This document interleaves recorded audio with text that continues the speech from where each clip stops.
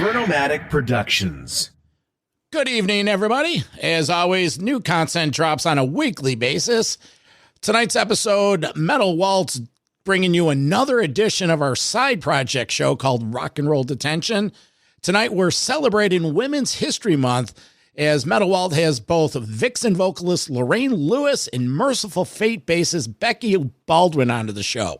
They're going to talk about the evolution of women in rock and heavy metal. It's a good one because it's coming from two different angles. Lorraine, back in the 80s, she was in the band Femme Fatale. About 5 years ago, she took over lead vocal duties for Vixen. So she gives us the insight what it was like, the emergence of women in hard rock and metal back in the 70s and the 80s. She talks about her musical path, how she was a big David Lee Roth fan, claims Van Halen was the game changer by seeing him back in the day, and even admitted that she wanted to make little DLRs. Just going to have to listen to find out about that. She talks about the 80s headbangers ball era, Lita, Vixen, Femme Fatale, sex, drugs, and fake titties. She also talks about the bands back in the day, Girl School, Doro, Lee Aaron, the Canadian metal girl. So she gives you the insight from back in the day, but then we get current with Becky Baldwin. Now, if you're not familiar with Becky, she comes from the UK hard rock band Fury, and she secured the bass playing gig with Mercyful Fate. She did the tour a couple years ago when Fate did about 10, 12 shows around America, but just very recently she, again, gained the permanent job as bass player. So she talks about that. She talks about her experience of the explosion of women in metal in the 90s, Lacuna Coil, Arch Enemy, Kitty, all that kind of stuff. And then she even touches on the shredders of today. Nita Strauss, Orianthi, Courtney Cox of the Iron Maidens, and a couple other female guitarists. It's a really cool episode. You're going to dig it. If you're new to the show or missed recent episodes, last week we had James Durbin, the American Idol contestant that parlayed that appearance into a brand new second solo CD. 2 weeks ago, Judas Priest's Invincible Shield review from us here at Metal Mayhem. And at the beginning of the month, we had Roy Z, the producer from the brand new Bruce Dickinson. So that's all up on the website. And speaking of the website, metalmayhemroc.com, totally revamped, totally killer. Our artistic crew, Christina Meyer and her staff, put together a great new website. Get up there, sign up for the newsletter, and join our community. Okay, that's all we got. So I'm going to hand it over to Metal Walt for this week's edition of Rock and Roll Detention. I'm the Vernomatic, and this is Metal Mayhem ROC. Hey, this is Lorraine Lewis from Vixen, and you're listening to Metal Mayhem ROC with Metal Walt and John, the Vernomatic Verno. Woo! Yeah. Have a great day. Ah, look, you're back in detention. Got it. But this time, you won't be throwing pencils up into the ceiling tiles the entire time. Don't mess with the bull, young man. You'll get the horn. Your proctors expect you to be on your worst behavior as they give you remedial instruction in the history of hard rock and metal. You going to school? Hey, settle down. Here's Metal Walt with your rock and roll detention.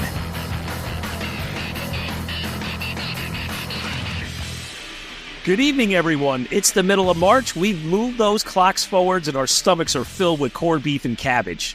On this episode of Rock and Roll Detention, we're observing Women's History Month by celebrating those female trendsetters of hard rock and heavy metal. So joining me today are my special guest co-hosts from the United Kingdom, Becky Iron Fingers Baldwin of the bands Fury and Mercyful Fate, and from sunny Southern California, Lorraine Lewis of Vixen. Ladies, welcome to Metal Mayhem ROC. Hey. Hello. Great to be here. Hey, Becky. Great to meet you both. So this is great because, I look at this as we have two awesome female musicians here that come from maybe different generations. Lorraine, you're kind of the veteran vocalist. You've been around for many decades, carrying the torch of Vixen forward, putting out new music. You released a song, Red, last year. Great stuff. And then, Becky, you're kind of like, you're not a newbie, but you're a rising star. And you're one that was put on the map a couple years ago when you were kind of brought into the camp of Mercyful Fate, but you also play with your own band, Fury. So I think we're going to really see a couple generations of women in music today. We'll really, have a lot of fun with this. So for you guys and our listeners, we have a segment of our show called Rock and Roll Detention, where we take a deep dive into a particular band or genre of music.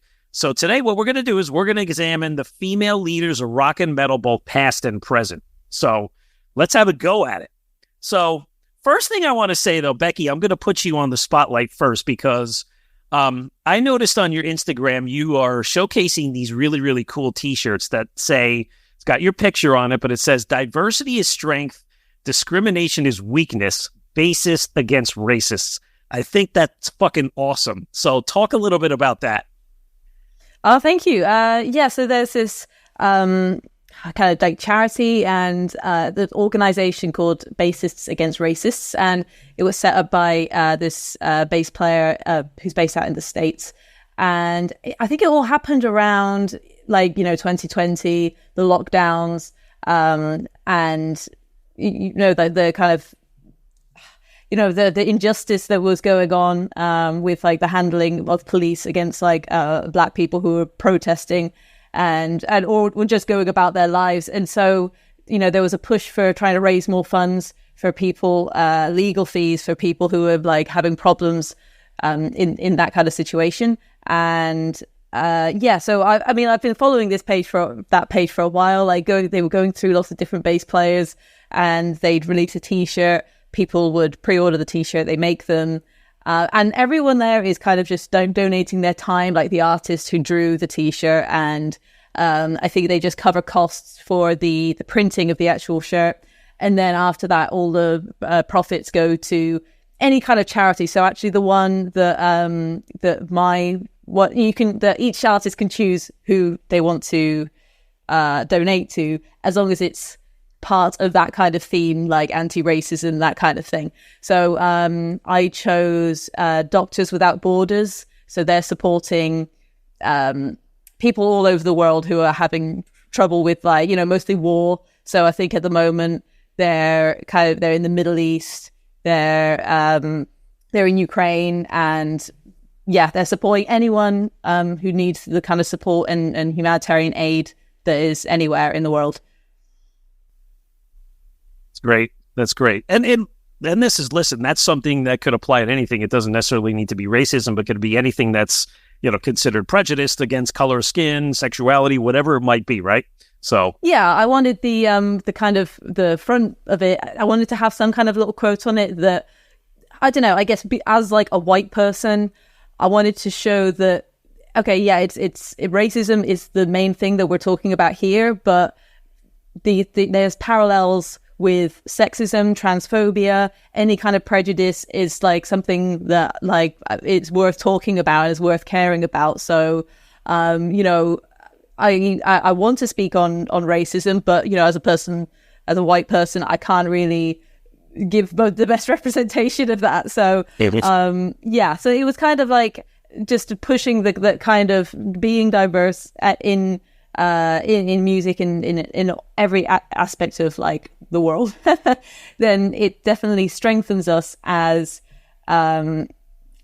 people and as a society. So yeah, that was kind of what I was going for with that. And I mean, unfortunately, that my one's finished, the kind of month where you can pre-order that, but the company's still going. And if you follow Bassists Against Racists, then you can see which new T-shirt and which new bass player is being featured on their website now. That's great. That's awesome. Well, thank you for sharing that, Becky. Lorraine, I just wanted to ask you a question, maybe just going back to your present. Just how long has it been now since you've been with Vixen? And before we get into the history of women in rock and metal, what's going on in the world of Vixen these days? You release some new material, what's in store for 2024? We just got some, thank you so much. We just got some dates dropped today. As a matter of fact, I was counting the years. This is my 6th year of being the vocalist for Vixen. So it's gone by really, really fast. I can't believe that we're here already, but life is good. Things are good. And, I know that there's a lot of tour dates that are coming up. We released the single 4 months ago. I'd love to say that there's a follow-up single. However, I can't really do that at the moment. We have a lot of ideas cooking, and so I know that we'll get to it when we get to it. It's a little challenging being not all in the same place at the same time, but lots of dates are dropping for the band. We're going to be really busy this spring and summer, so I'm excited about that. And then I wanted to touch on something that Becky brought up about racism. And she was saying, she can't really speak for minorities maybe because she's a white woman. But at the same time, everyone, in my opinion, is somewhat of a minority, right? Women in rock, that's a minority. I've lived women in rock since the 80s, and I definitely have been a minority in that arena. If I would go into a radio station on a promotional tour and I saw Vixen, a big poster of Vixen or Lita Ford, I knew that I was not going to get that radio station because they would play one female on rock radio back in the day. So that's just the way that it has always been. And I know that things are changing now on that. And I'm not really one to wave my flag, men suck and women rule. That's not it. It's that I like community and I like everybody lifting each other up as a community of rock and roll. And so that's really where I'm coming from. But if I would walk in and I would see Guns N' Roses or Kip Winger, I could get that radio station. And it's kind of ridiculous to think about, but that's really how it was. But I've lived through that and everything is great. And now touring summer tours, I'm going to be on the road with Ace Frehley and Great White and Slaughter and all of these bands, Quiet Riot. They really are brothers in rock. And it's so great to be able to share the stage with all of those rock and roll bad boys that, I knew on the Sunset Strip days. So it's very cool to be in 2024, getting ready to hit the road again with all of these amazing musicians, whether they are male or female. I love the rock and roll community. We really are one big rock and roll family. And we're going to get through some of that history, but you're so right, Lorraine. I'm 53 years old. I kind of lived through the MTV years, watching you at Femme Fatale, watching the Vixen ladies grow up on Headbangers Ball. But, you think about Becky, you're probably considerably younger than maybe myself, but you know what? Women in metal have come a long, long, long way. And you look at the market now, I'm not going to lie. There's so many freaking great bands, whether they're all female bands, female fronted bands, shredders, they're all over the place. And kick-ass music is kick-ass music no matter which way you slice it. So as a male, I look at it as I don't care who's playing it. As long as I like it and it's good, I'm in. Agree, 100%. And I love that you're a bass player, Becky. I think I love bass players in general, and I love when women especially wear their bass really low. But I don't know if you've heard of a rockin' band from Italy called Måneskin. Victoria is the bass player, female bass player. They are rad. They are fucking amazing. And yeah, guys and girls in that band, but really great music. So yeah, rock and roll. Yeah. Yeah, I know them. The bass player plays a Dan Electro Longhorn, like what I've got here. I remember seeing them they did the Eurovision Song Contest a few years ago. And I was like, I've got one of those basses. But yeah, they're really cool. And I think it's great that there's more mixed bands. It's quite normal to have bands that's both women and men, whereas I think, perhaps like in the 70s and 80s, like if you were either a woman fronting a male backing band or an all-female band, it would be hard to kind of step in. I feel like there's bands like Heart are kind of the exception to the rule in terms of like bands that are mixed, and it was kind of either a billing of, I don't get me wrong, I've been in loads of all-female bands and it's like fantastic, and I love that that dynamic, but it seemed like it was kind of pushed towards like, yes, okay, you should be a female band, or like it would be weird if men joined women on stage, unless if she's just like if she's the singer. So I think it's great that it's becoming a lot more mixed, and like a lot more mixed in terms of genre as well, going a lot more broad in different styles of metal. Like, talk about your upbringing, like the kind of music that was played in your house. Let's say, what were you raised on, your parents or your grandparents? And the second part of the question is, how did you decide to get into metal and play the bass or whatever you did? Like, talk about your introduction into becoming a musician.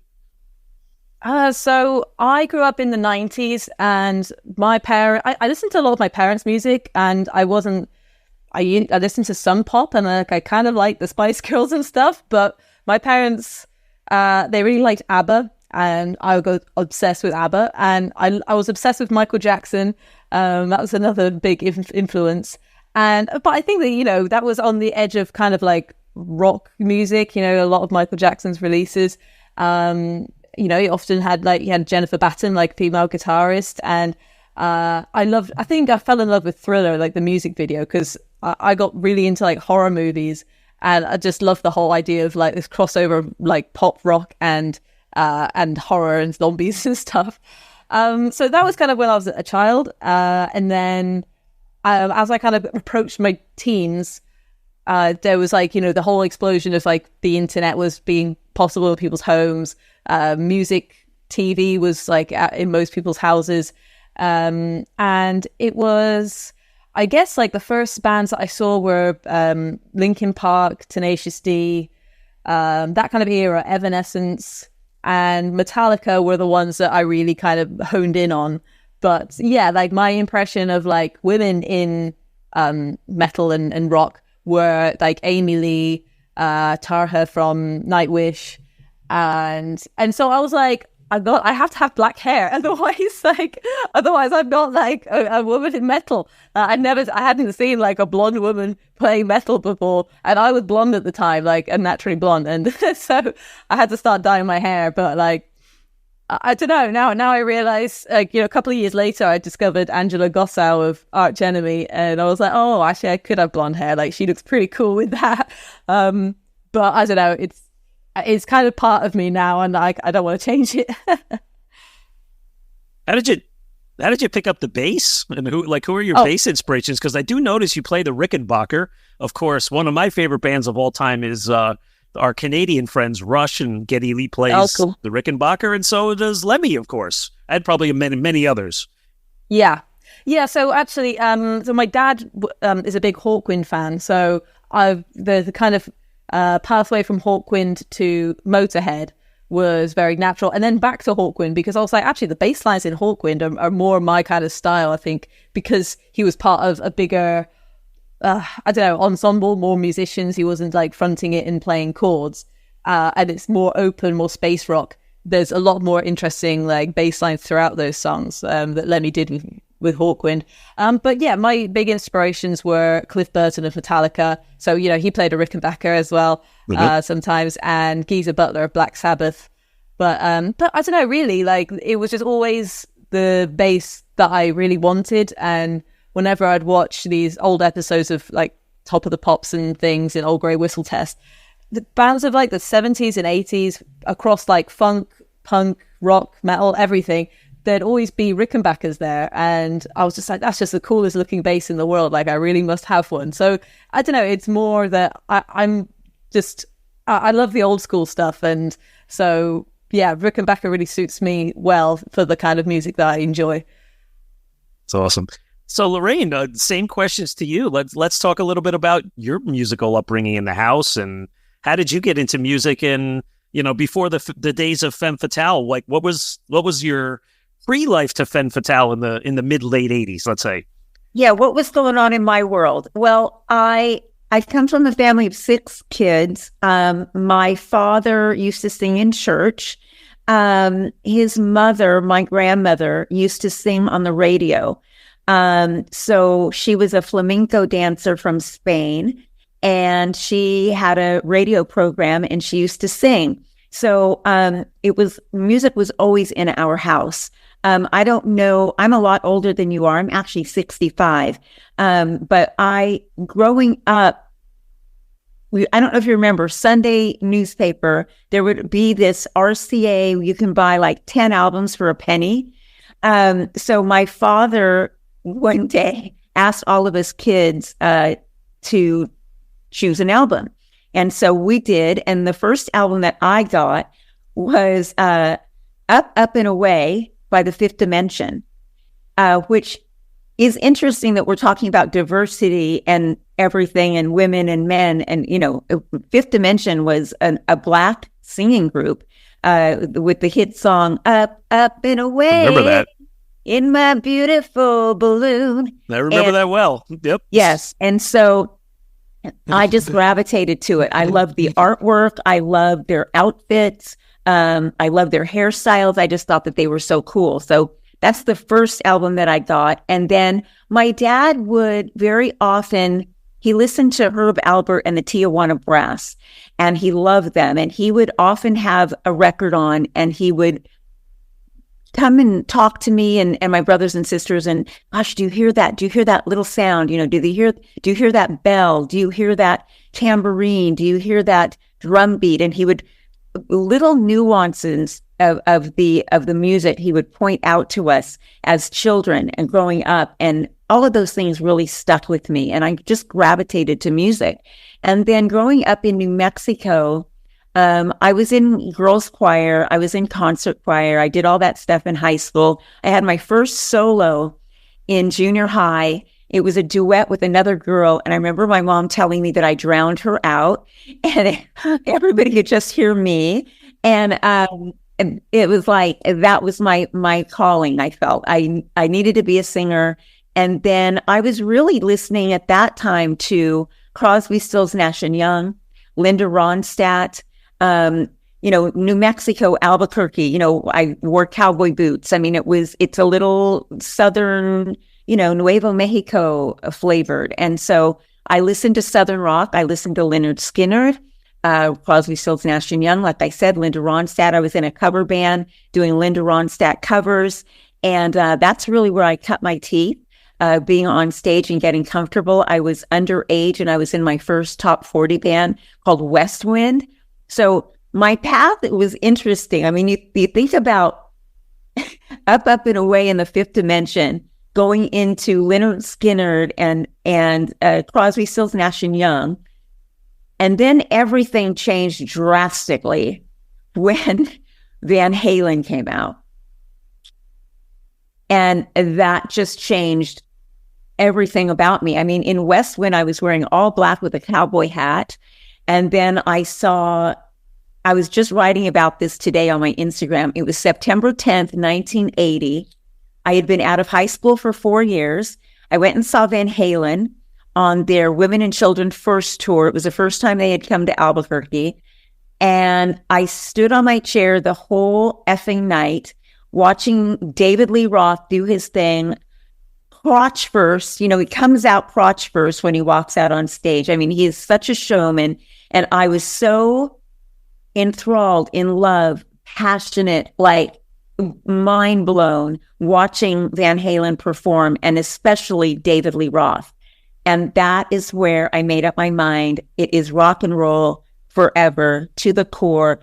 I did not want to date David Lee Roth.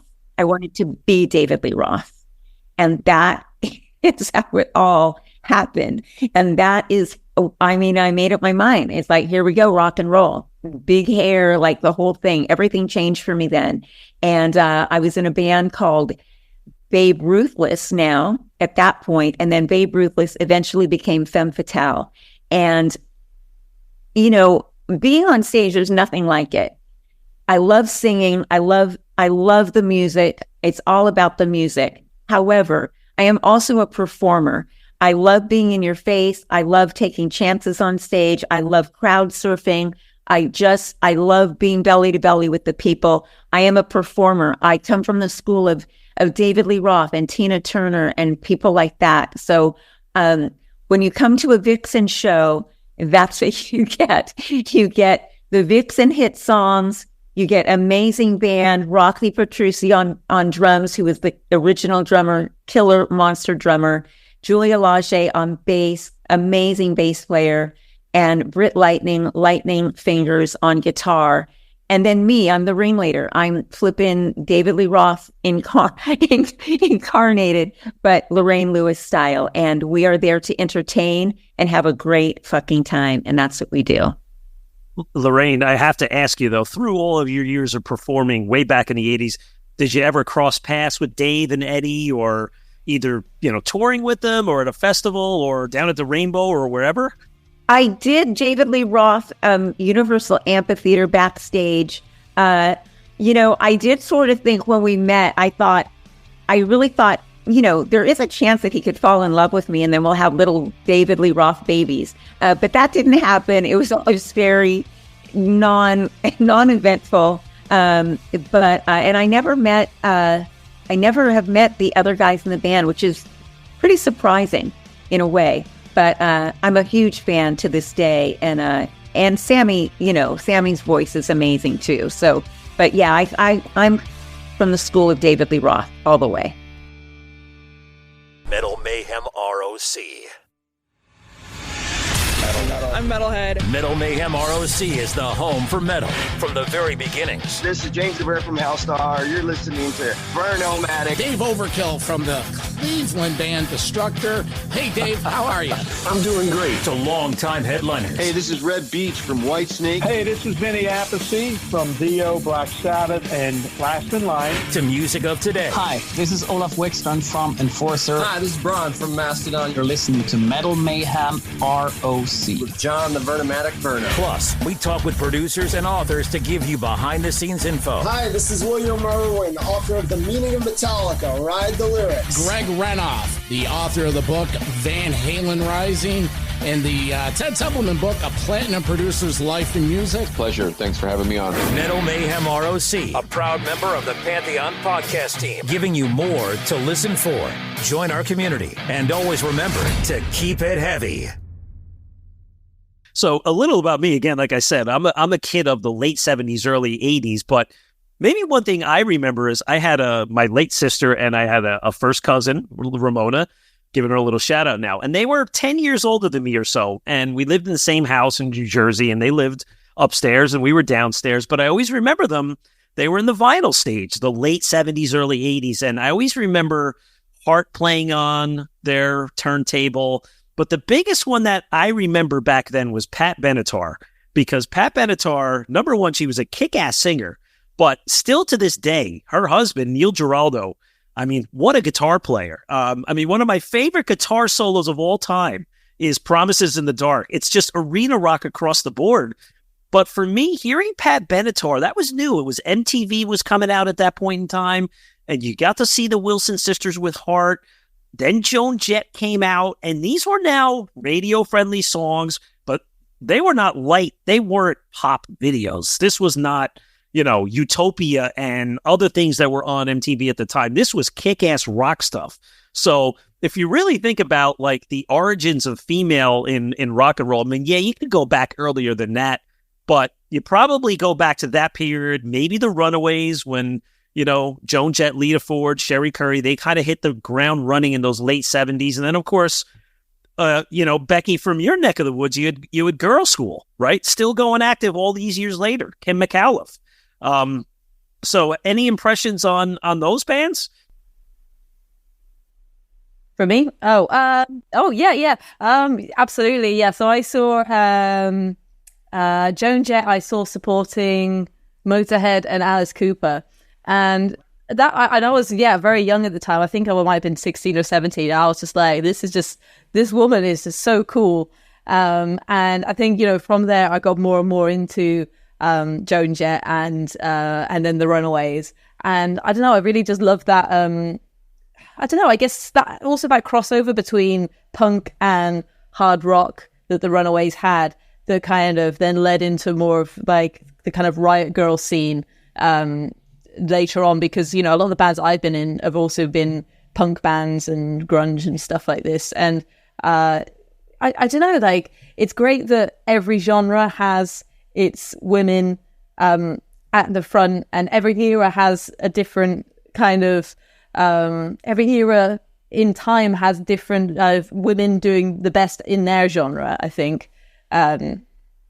So yeah, I guess like Heart, I've always been a really big fan of Heart as well. Like I love those two, and I think they have such a cool story as well. Like being sisters, it's so unique, and and interesting hearing their perspective on like how they were treated by the industry in the very early days. And it was very, I don't know, yeah, they were just very like crude about them, and they put up with a lot, really. Yeah. Side note with Heart, I was a major groupie for Heart. I would travel everywhere. I was like like the Deadheads or like the Grateful Dead people that follow. I was like that with Heart. I followed them everywhere. I've been to so many concerts of them, and I had never met them. And then, years later, when I came to LA to get a record deal, it was Howard Kaufman that managed me. And Howard Kaufman also managed Heart at that time. That was the 80s, with the big boobs and the bras and all the stuff and the big hair at that era. And, to think that I had been such a fan and following them, and then to be managed by Howard Kaufman was a huge deal for me. Like, that was a really big, amazing, like, wow moment. But yeah, Heart, amazing. All the Runaways, amazing. It's funny that you were talking about the 70s and the earlier days of rock and roll. I remember I had my uncle married a Japanese woman and lived in Japan for many years. And his daughter, Frances and Susie, when they came to the United States, came to my parents' house with Beatles albums and all sorts of vinyl. And I have this distinct memory, and I was just a little girl, but my sisters were more teenagers. And these girls were, Susie and Frances were more 17, 18. And they were gorgeous, straight hair, Japanese girls, parted in the middle. One of them bleached their hair blonde, the other one had black. And they taught us how to rock and roll dance to the Beatles. And I can see us all in the living room of my parents' house with these vinyl records with these cool chicks from Japan that I was related to. And, gosh, what a great memory. I'm so happy that you were talking, Walt, about a little bit of history with you and your personal story, because that clicked a memory for me. And that was a great afternoon. It was a Sunday afternoon, and I'll never forget it. So thanks for jarring my memory. No problem. I will say, on a personal note, I was traveling for my job. I work for a company in Belgium. And only a little less than a month ago, I was over there, and Girl School and Alcatraz were playing in Belgium. So, of course, I took a ride to see the show because, who doesn't want to see a metal show in another country? But we had Kim McAuliffe on our show to help them promote their really, really kick-ass new album, What the 45. So if you guys haven't heard it, check it out. It's really, really good. But she's the nicest lady. Got to meet her, take a couple pictures, say hi. And they were awesome. I mean, just four ladies up there, getting out there at 11 o'clock at night on a Wednesday. Not easy to do, cold and dark and a smoky little bar, but great band. I Becky, saw that have you? Sorry. I was going to say, I saw that they toured, they also came through the UK, and like, I was just stunned by how relentless their schedule was. And, I think maybe on some of them, they did 2 nights in a row because it was a very small venue. And so they played twice because like the tickets were so popular. And I was just like, how are these guys still got the energy to play these like tiny venues? Because like they're a massive band, but they're still wanting to support the independent and the grassroots venues over here, which I think is really what we need. Like, bands are on their way up. They need those small venues to stay going. And it's great that they're visiting them to kind of keep them alive while they've, they could be playing so much bigger places. It looked like a really stacked lineup. It was, very tempting. But I think the day they came to Birmingham, I had a teaching day, so I was working until quite late, so I didn't make it down, unfortunately. Well, I will tell you, they drove from Southampton, UK, all the way to outside of Ghent, Belgium, and she said it was like an 8.5-hour drive on, driving their van with their equipment after playing the show the night before. So, give them credit all in the world. So yeah, that's impressive. I've done that a few times, and like it's not easy. It's not good. So let's talk about some of the artists, female artists. So Doro Pesch and Lee Aaron. To me, these are the metal queens. One calls herself the metal queen, and the other one put out an album called Metal Queen. You know, they're both still active in 2024. You know, you hear a lot about Doro Pesch, not so much about Lee Aaron, but she's still out there. Both kick-ass metal musicians. Becky, I'm sure you're influenced by Doro or maybe Lee Aaron. Talk about those, what they mean to you. Yeah, I mean, to be honest, I only know a couple of songs by Lee Aaron, but like, I don't know, it's just like embedded in my psyche, like those songs and that, like those music videos, and just her whole just vibe is awesome. She's actually playing this festival in Switzerland later this year that my band are also playing. When she got announced for that festival, I was like, yes, we're going to see Lee Aaron. That's fantastic. So yeah, really looking forward to that. And yeah, Doro, like, first seeing her stuff with Warlock, back when, I don't know, yeah, I was a teenager and I'd kind of stay up late, and because the kind of more commercial and like modern stuff would be played during the day, but if I stayed up late and watched the music channels, they put on like kind of like 80s classics, and then they'd just get like deeper and deeper into like, I don't know, certain like genres the later you got on. But yeah, I love the Warlock stuff. And I think she's just such a cool woman. Like I've watched so many interviews of her talking about, I don't know, her perspective on metal and as a woman in the industry and various different things. And she just seems like a really genuine and honest and just like lovely person who's just super passionate about heavy metal and has, I don't know, she's just iconic. She's never like changed. She looks like exactly the same as she did in the 90s. And it's, yeah, she's just a timeless classic. I love her.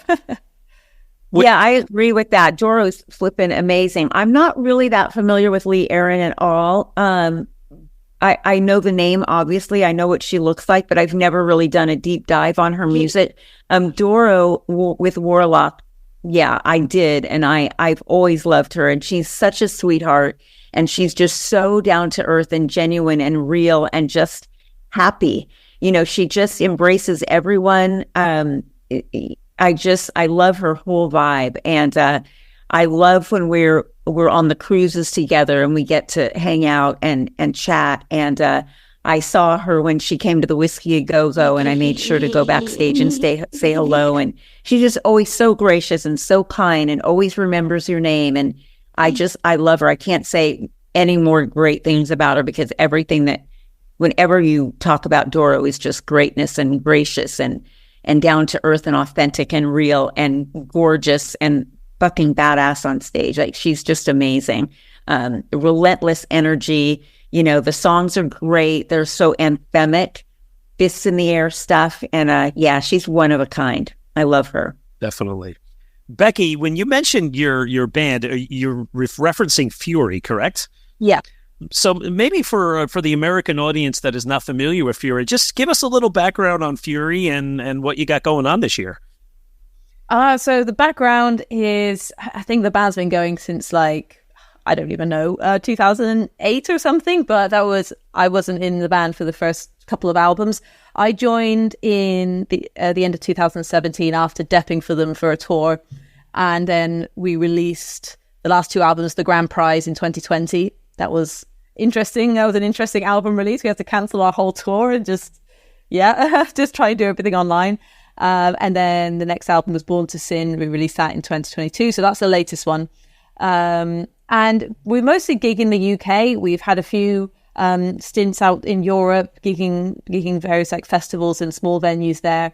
But you know, we're completely independent.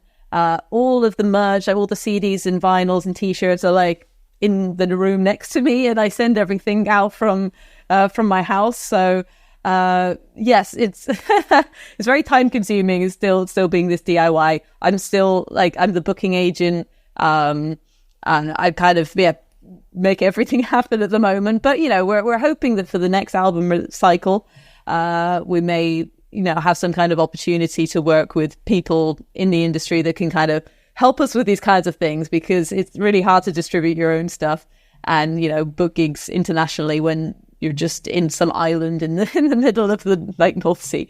But yeah, like we're a heavy metal band. One kind of like, it used to be more like power metal, thrash metal. It's become a little bit more kind of heavy metal, hard rock more recently. And yeah, when I joined, we were a 4-piece. More recently, we've become a 5-piece because we now have both male and female lead vocalists. Yes. So it was very natural progression through the last couple of albums. We had more and more backing vocals that were like female backing vocals. And it was something that I couldn't pull off live. Like, I'm not very good at playing bass and singing at the same time. And I'm not a very good singer. So for the live shows, when we came back after lockdown, we were like, well, let's see who's free to maybe get up and sing some backing vocals with us. And so we got this singer, Naya Eiffel, to play those shows. And as the albums progressed, she did more and more backing vocals, did more and more live vocals. And then we were like, well, you're basically in the band now. We might as well make ourselves a 5-piece. So now the next album is like, okay, we actually have 2 lead vocalists and we have to divide the songs up between them, figure out what's the best key for who and, what is the best, what song feels more like it should have male vocals and which should have female vocals. Or, some of them are mixed, with thinking very... I don't know, Meatloaf and Cher, like doing 10 Trigger for Love or something. We like that. I don't know, we like that kind of stuff. But I think it's not really done enough in currently. But it's, I don't know, I think it's a dynamic that really works. So yeah, if anyone's interested in checking out Fury, our latest album is called Born to Sin, and we're working on new music, which hopefully we'll have some new music out this year. Probably the album, maybe the end of this year, maybe next year. But stuff is in the works. We started recording already. Okay. We'll make sure to list the socials out for Fury as well. We'll talk about the other band in a little while. But let's get back to the history of women. The sweet spot of the late 80s. Lorraine, you lived it. You were there. As a kid watching it on MTV, to me, there were only 4 bands. And you tell me, maybe I'm missing something. But of course, there was Vixen and Lita Ford. And then you had Princess Pang, and you had Soraya and Femme Fatale. So there's 5. But again, they were still out there on MTV. There were probably others, but those are the 5 that I remember being played at, 2:00 in the morning on a Saturday night as I'm glued to my TV in my house. So talk a little bit about that period for you. Yeah, really interesting time for sure. I mean, it was... the fastest way to get MTV in the house for us was for me to be on MTV. So my parents signed up for MTV and had it, which it made me so proud that they did that. But yeah, Princess Pang was so cool. I don't remember the singer's name, but I just remember she looked so cool. But she wasn't really metal or rock. Like, she was just more, it wasn't metal. It was more, and really Vixen really wasn't metal. Yeah. And Femme Fatale wasn't metal. And Soraya wasn't metal. We were rock and roll. But I think that they categorized us by the outfits we wore. If we had leather jackets with studs on them, that labeled us as metal. But we weren't really metal at all. But Princess Pang was cool. She wore that really cool funky hat. Soraya was great. She had a great voice. Cycle Sluts from Hell, I thought were amazing. Yes. Gladys, Smash Gladys is another band that was coming up. They might not have been as mainstream or as popular as what Vixen and I and Lita Ford and those were really, for me in my circle, it was Vixen, Lita Ford, me, Femme Fatale. And Doro were kind of in the same block together.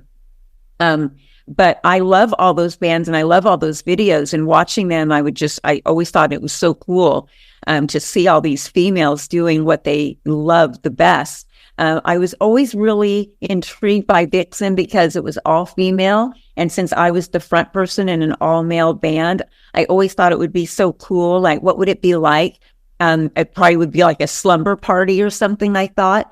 And amazing to think now, 35 years later, that I'm experiencing that. I mean, I've got to say to Becky, I mean, you're coming up and you love what you do. And, sitting where I sit now, and just to everybody that listens, you never know what is around the corner. You never know what is next. You never never in a million years would I have thought that in 2020, whatever it was, that I was going to become the lead singer of Vixen, that I would be even asked to be the lead singer of Vixen. In the 80s, I never would have thought it, right? And it wasn't that I was competing or they were competing with me or them or anything, but it just wasn't a thing that was happening back then. It's like you had your band, you lived, breathed, and slept it, and you died it. And that's it. Now, that was your claim to fame or whatever.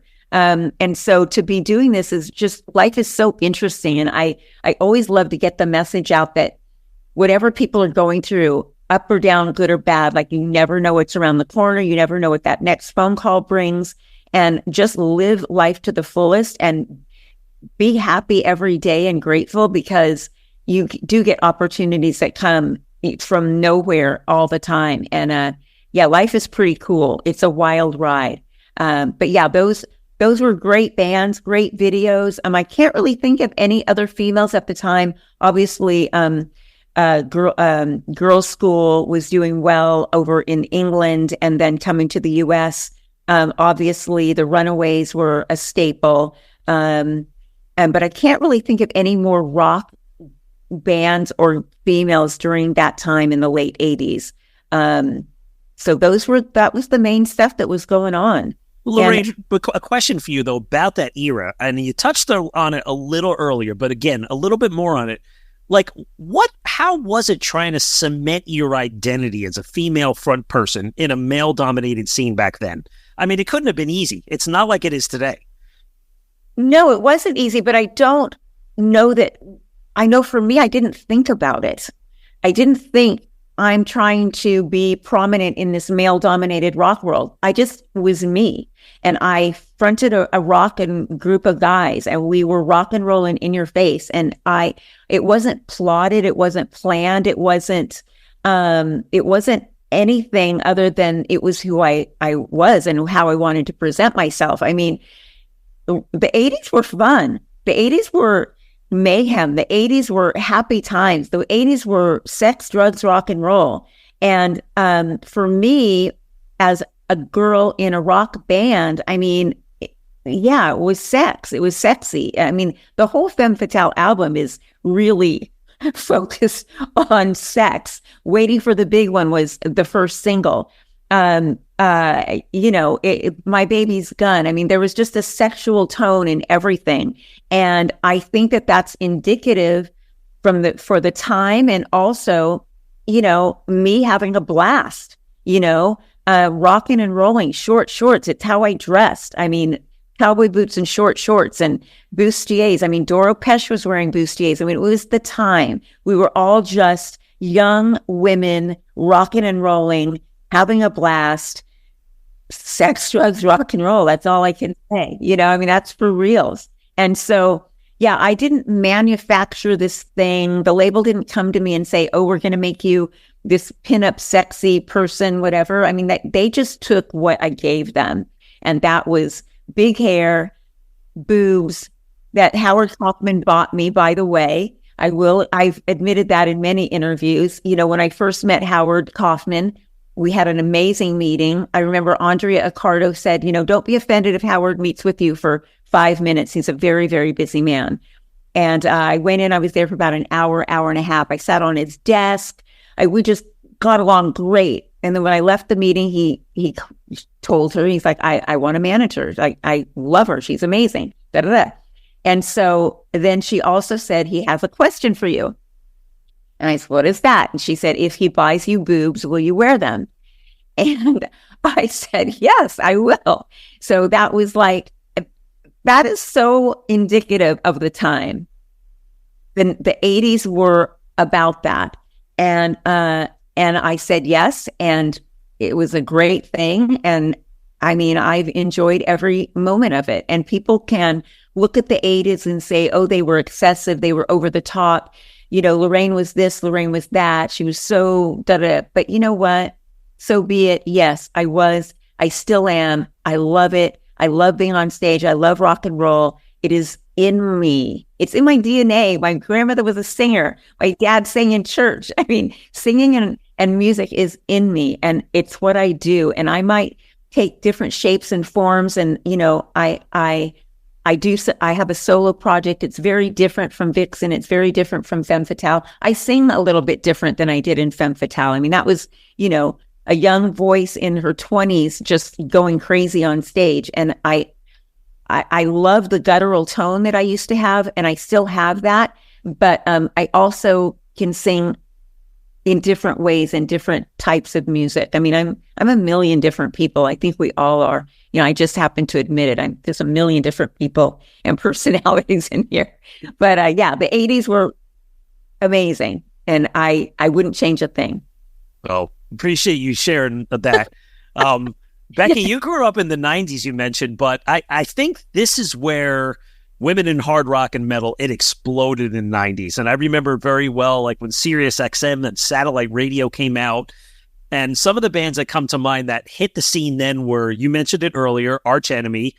Arch Enemy is like, we started with Angela, now Alicia's singing and fronting the band, but you had Kitty, the Lander sisters, who they hit the ground and now they're back. They put a new single out. The single's all over the place on XM radio. It's everything you expect from them. Fast, heavy, melodic vocals, then death vocals. But then there's Evanescence. One of my favorites that came out of that period was Lacuna Coil, the Italian band. Christina, five vocal, whatever you want to call it, 5-range vocalist, amazing female, male-fronted band. But that was the beginning of the explosion to me. And you could go on and on and on, and we'll touch on some of those genres. But Becky, talk about some of those bands. Are you fans of any of them? Yes, yeah, the Lacuna Coil I've always been really into. Like, I've seen them live a couple of times. Nightwish were a really big one for me. I saw them, I think they were the first like metal band I saw live, and it was just an experience, and I still just love them so much. Through all of their eras, they've been brilliant. Arch Enemy, I think like my mind was blown when I first listening to Arch Enemy and then watching the music video, and I'm like, that's a woman singing that? Like, she's like growling? I don't even know how this is possible. And like, I hadn't really listened to those kind of extreme like guttural growling vocals before, like a man doing it either. But I kind of just stopped on this music video. What one was it? I think it was We Will Rise. And I was just stunned and like suddenly really interested in kind of like melodic death metal because she was doing it, and I just thought she was super cool. And the other bands like Kitty, yes, like I think I seem like in this era, I guess moving into the 90s, like female fronted or all female bands were the genres were just spreading out. If you kind of compare to before then, it's mostly in the hard rock vein. Now it's kind of branching out so much more into like goth, death metal, more, I don't know, I guess like new metal with Kitty. And it was a really exciting time, I guess, like to be a woman who's like discovering metal, because you can suddenly see that it's everywhere and there's so many different ways of dressing up. Whereas I think maybe in the 80s, I mean, everyone was dressing like that. The guys were dressing like the same as the women. Everything was just like sex appeal, big hair, and like I also love that.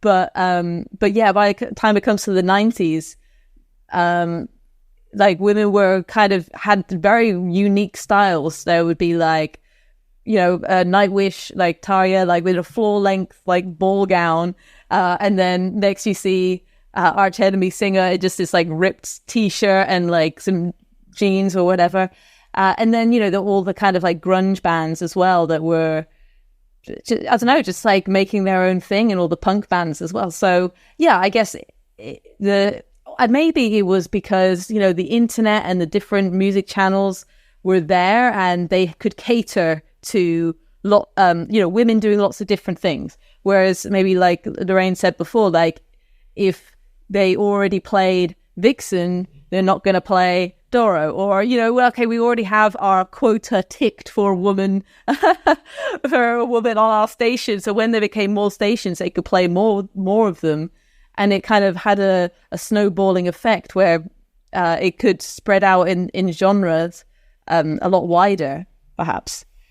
Yeah, absolutely. And look what it did. You mentioned some of what I call the symphonic metal bands, but like, look at it today. There's such an explosion of female-fronted, Nightwish, Amaranthe, Epica, Within Temptation. I mean, Within Temptation got the opening slot on the last Iron Maiden tour. To see them in an arena, a hockey arena in the States was amazing. But just, again, majestic, beautiful, operatic, call it what you want. The big, beautiful hair. They look like they're going out to like a wedding or a dance. A very distinct style. I could appreciate that. A whole different style of metal. And then, like you said, then you have the Arch Enemies, or a band like I like the Butcher Babies, right? I mean, another one with the death growl, or, for example, Burning Witches, who's circling the States now, opening up for KK's Priest and LA Guns. They're playing down here in New Jersey on Friday. Can't wait to see them. An all-girl band from Switzerland. So, or how about Maria Brink from In This Moment? Like, she's more like an actress. Like, almost looks like she's in a musical up there with all kinds of crazy gowns and fans blowing on her and blood coming from all different directions. Like, so many cool things going on these days.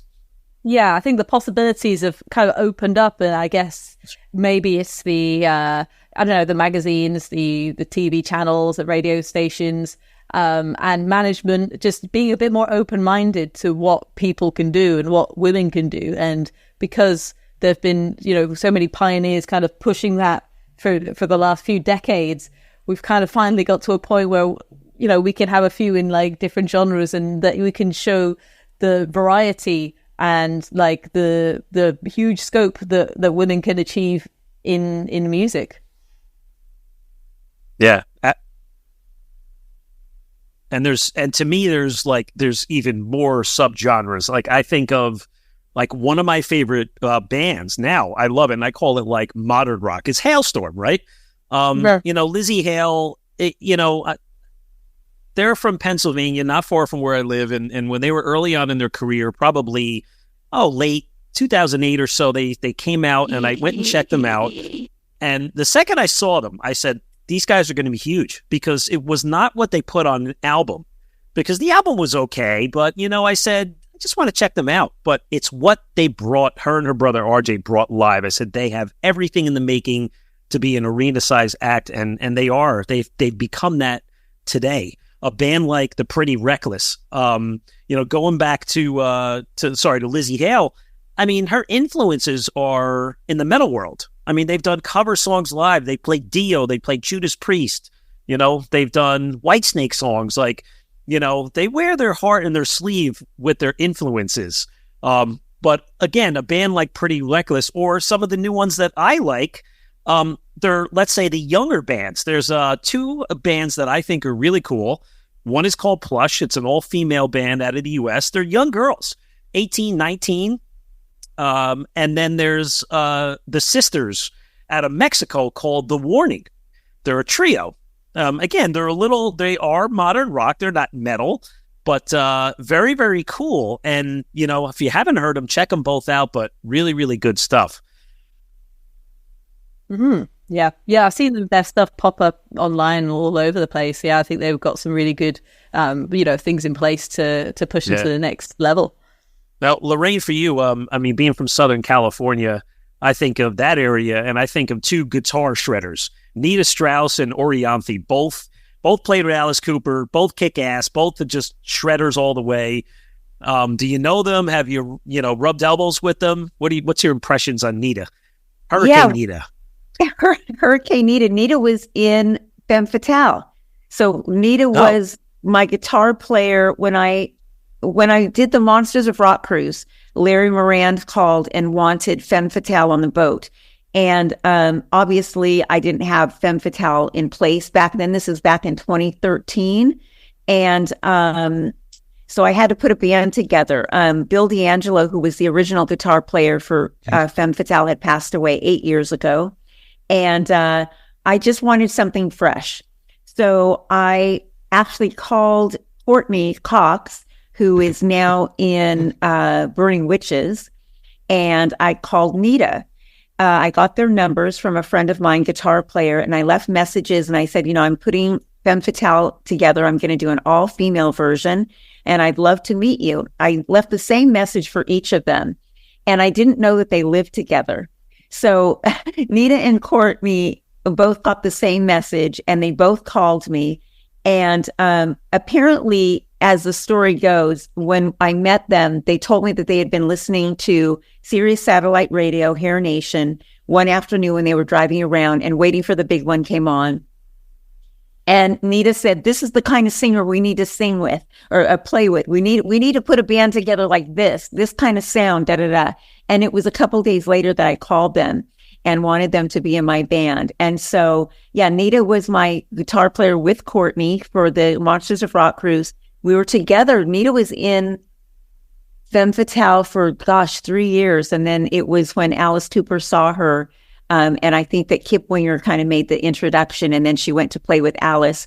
And then Nikki Stringfield, that was in the Iron Maidens and still is, became Nita's replacement. So yeah, Nita is a shredder. She's amazing, nonstop. She's so driven. I'm so proud of her. I love her so much. She always messages me on my birthday, and she's just very, very cool. She's very down to earth. She's beautiful. She's an amazing guitar player. It seems like everything she touches turns to gold. I mean, it's amazing to me that now she's played with Demi Lovato, Alice Cooper. She does with the Rams, she performs at the games. I mean, she's hungry. She's driven. There's no stopping that woman. She's amazing. And then Orianthi, we just did a show with her a couple months ago. Amazing guitar player, beautifully skilled. I love her songs. I had no idea how great her songs were. And her voice is really great. I think that I've always just gotten caught up in the fact that she's an amazing blues guitar player, but she's a great songwriter and her music is really, really good. So I think everybody should take a second look and check out her solo stuff because she's really talented. I love both of them. I don't know Orianthi well. I've met her a couple times. We don't know each other like Nita and I know each other, but yeah, I respect both of them quite a bit. Amazing badasses. Yeah, that's we had Orianthi on our show, about 2 years ago, and you're right. Her pedigree, just think of her pedigree, right? She's played and performed with Carlos Santana, calls Carlos her uncle, and, performed with Michael Jackson, performed with all these other people at a very, very young age, right? So pretty impressive. But Becky, we want to give you fair time because Lorraine hit on it best before is, stay with your career, stay with your dreams, because you never know what's around the corner. Well, you hit your first big corner a couple of years ago. Like, God, man, like you're the basis of Mercyful Fate. How fucking cool is that? Like, for me, it's fucking cool. Like, so I can't even imagine what you're feeling like. But maybe take us through how you landed that gig and how those tours are, and then what's going forward. New material, more touring. What's going on in the Mercyful Fate camp? Okay, I'll take you through the whole process of when I joined. So back in 2022, Mercyful Fate were doing their first show in the UK for about 25 years. And so I've never seen them before because they've never come through. And this is like their first tour back everywhere for a long time. So they're playing at this festival called Bloodstock that I always go to. But I didn't have a ticket that year. But then I was like, come on. Mercyful Fate playing this week. You've loved this band since you were like 14. Let's just go and it'll be fun. So I went to the festival. I was just hanging out with friends, camping there, and I found myself kind of like wandering around one of the bars, and then someone comes up to me and they say, "Oh, Becky, someone needs to meet you. Come and meet Livia." And I'm like, "Who's Livia? I don't know what's going on." And then I kind of follow them. And I realize I'm going backstage of the main stage. And I'm like, well, hello, what's going on here? And start to realize that I'm going to meet Mercyful Fate. And then I'm just like, I don't know, I'm kind of losing it. And I'm thinking, oh my God, like, I've drank so many, like, beers already today. Like, this is if I'd known, I wouldn't have drank so much. But yeah, and then they kind of bring me over to Mercyful Fate. And then they say, oh, do you know why you're here? Do you know why you're here to meet us? And I'm like, no. And then they're like, yeah, we need someone to come on tour with us. We have this tour in America in a couple of months. And I'm like, okay, and? And we need a bass player, and we thought like maybe you'd be free. And I'm like, I mean, yeah, like definitely. I don't need to look at my calendar. I'll be there. Yes, of course. And I just, I didn't expect to, meet anyone of that caliber that weekend. I was just very excited to see them play and be in the audience, just enjoying the moment, like the first time that they've been in the UK for 25 years. But then, they offered me a job. And by the time I got back to my campsite, my friends were like, where the hell have you been? Like, we lost you. And like, we didn't hear from you. But the thing is, my phone ran out of battery. I was gonna, my plan was to go back to the campsite, get the portable charger, get changed, ready to go back into the arena for Mercyful Fate's set, because they were headlining. But yeah, like by the time I got into the backstage, chatting, and just like I couldn't leave, I couldn't leave. So I watched their set from like side of stage, which was very exciting. And then, but I don't know, it took a long time for it to sink in. But I started learning the songs, and then by I think it was October, we went out to start the American tour, and then 16 or so dates with them.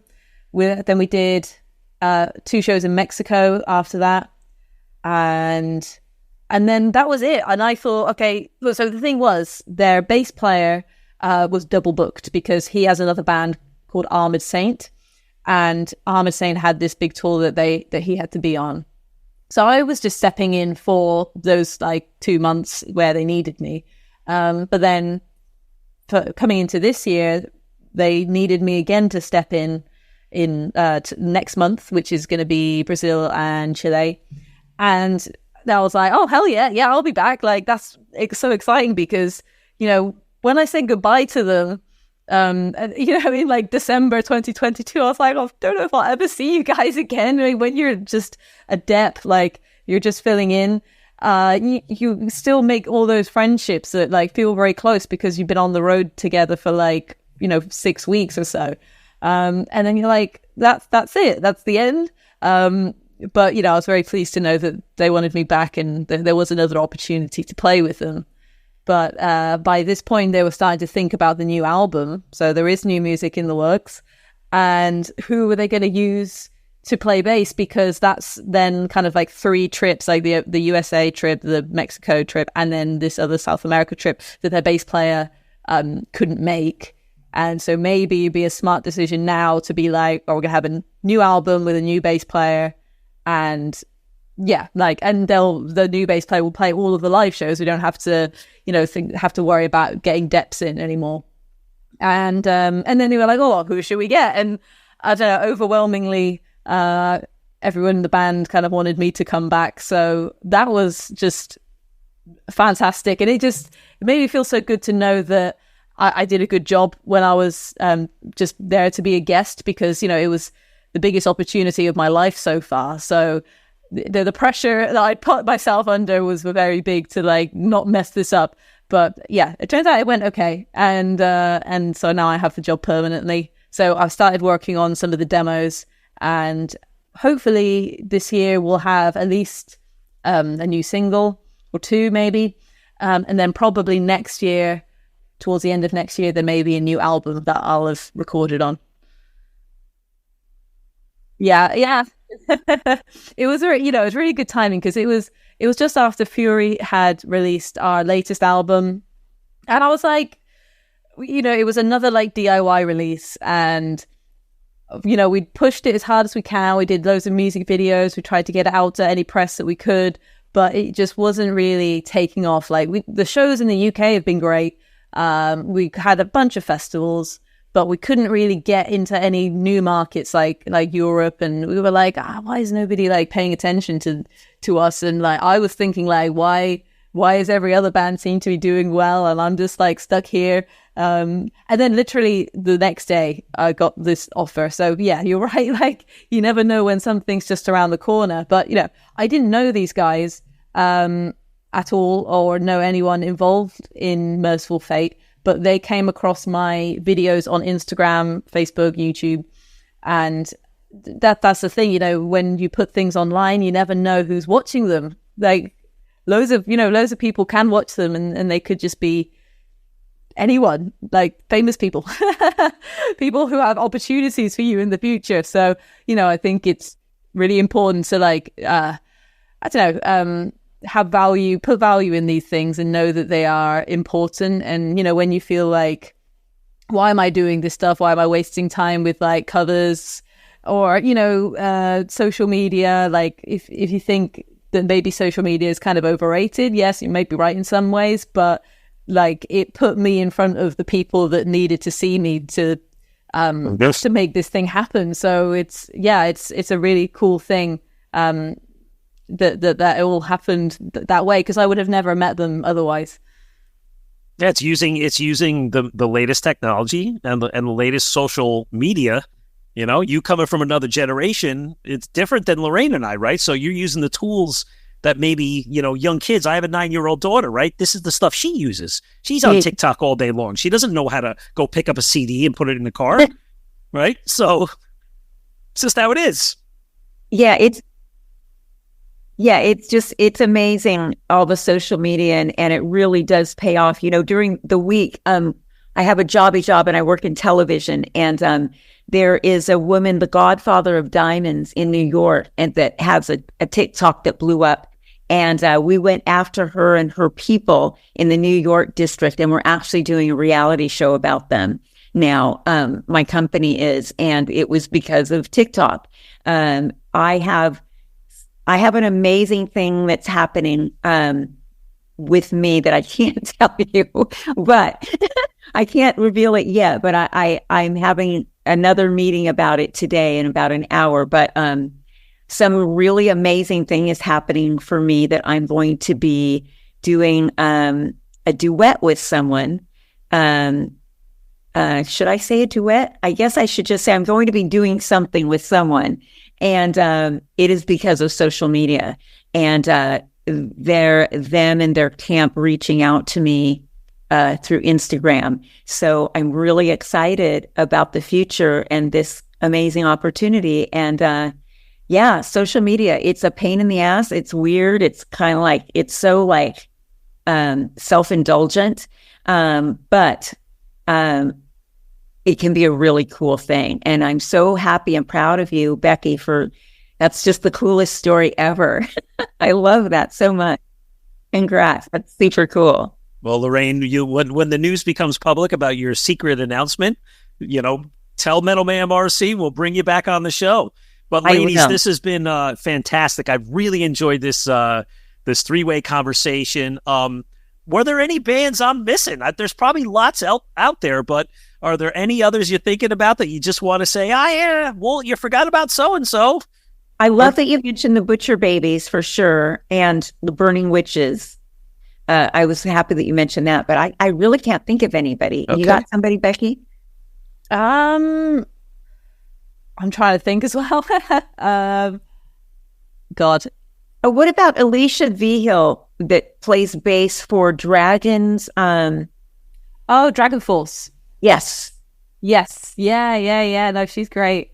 Yeah, I think, great. Maybe we've overlooked some of the, players, for metal bands that when they're not like fronting the band or it's not like a all male band. Like, I think, like what Nita Strauss is doing, I think it's great that like a woman has joined a band that like, I don't know, like, to me, a lot of like older bands where they've typically been an all-male lineup, to have that change and to be like brave enough to do it, and like you're gonna piss off some fans because some people just don't like change, stuff like that. Same with Alicia with Dragon Force. I think it's really brave, and it's really great to see that kind of thing. Yeah, it's very cool when predominantly male bands that have that they have such a heavy male audience, and they take the chance and they take the risk. And I think that they're smart to do that because, women do run the world.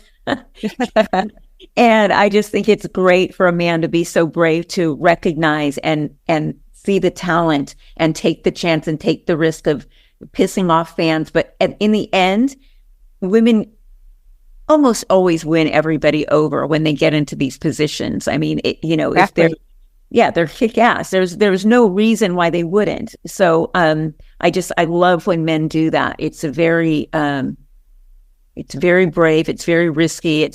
I just love it. I respect them so much for doing so. And Lorraine, that's the thing, like the women normally shine so much in those situations that the person that was usually like in the forefront, now everyone's like, wow, look at the guitars like Anita Strauss. They're like, the band is called Alice Cooper, guys. Come on, it's about me. But like, I was like, but Anita Strauss though, we think she's so cool. And I guess they kind of run that risk of like, oh, they're gonna have their own little group of fans that just want to like, but then you need to be there for everyone, and like for a lot of women looking up to them and seeing, great that there's women doing this now, like it makes a huge difference. So yeah, like I think it's great when men are willing to let a girl come in, because you never know what's going to happen. Well, Becky, I was at the Mercyful Fate Queen show in November of 2022. Number one, that show was unbelievable. One of the best shows I've ever seen. The whole vibe of the whole day was just unreal. But that was a big facility and it was loud. One of the loudest shows I ever heard. But all eyes were on you. I'm not going to lie. It was like, look at this band. But you know what? There's a female bass player, but she's not up there strutting her stuff. She's up there with a Rickenbacker, cut off Iron Maiden t-shirt or whatever you had on, holding that bass up. Like, it was just totally kicked ass. So, love it. Yeah. That's the thing, as a bass player, you're not supposed to be in the limelight. I was kind of like, I'm the dep and I'm the bass player. I better stay back here. But then people at the front row were just like, Becky. I was like, they know my name already. Like, this is cool. I've never played America before, but like, hey guys. Yeah, it was really cool. That was a really very special tour. A quick shout out to Graham Bonnet's wife, Bethany Heavenstone. Oh, yeah. She's another bass player. We've had Graham and Bethany on the show. It's been a couple of years, but big shout out to her. And she's amazing too. And, Graham's sidekick. But ladies, this has been awesome. Just a chance to get your socials. Where can we find all about Vixen, Fury, Mercyful Fate, Lorraine Lewis? Give us your socials. Lorraine, you first. Okay, Vixen Band is Vixen, VIXEN _BAND. Stay away from Vixen Official because that's porn. But it is Vixen _BAND. I have to correct people all the time. My personal account is Lorraine Lewis Rocks. Lorraine with 2 R's. Remember, I'm old school. Lorraine Lewis Rocks is Instagram. And then was there another one for Vixen? No. Is that it? I mean, follow Brit Lightning, Julia Lage, Roxy Petrucci, all of us girls. We love it. I answer everybody pretty much within 24 to 48 hours. I comment all the time. It's my thing. I like to be belly to belly with the people. And then the website for shows, Vixen, that is vixenofficial.com. And then LorraineLewisRocks.co is my personal website. And there you have it. Thanks. Go ahead, Becky, your socials. So to find me, my website is beckybaldwinbass.com, and you can find my Facebook, Instagram, TikTok, and Patreon. I also have a Patreon. That's also Becky Baldwin Bass. For Fury, if you search Spotify for Fury, and if you search our album, there's loads of bands called Fury. So search for Born to Sin, and that's our latest album. Then you'll find the band from there. Our website is furyofficial.co.uk. And again, Facebook's a bit harder, but I'm sure you'll find some links from those two to find out which Fury it is. We picked the most generic name, and it's really backfired. But yes, if you go to beckybaldwinbass.com, everything is on there. Super. Well, ladies, thank you so much. Just a reminder, get up to our website, metalmayhemroc.com, and join our community by signing up for our email newsletter. This is the best way to stay updated on new product episodes, interviews on our YouTube channel, CD and concert reviews, as well as reminders to join us on our live radio show Monday nights on Metal Devastation Radio. If you like what we're doing, please subscribe to the podcast and leave us a review on Apple Podcasts. For my guests, Lorraine Lewis of Vixen, Becky Baldwin of Mercyful Fate and Fury, this is Metal Wolf from Metal Mayhem ROC. Woo!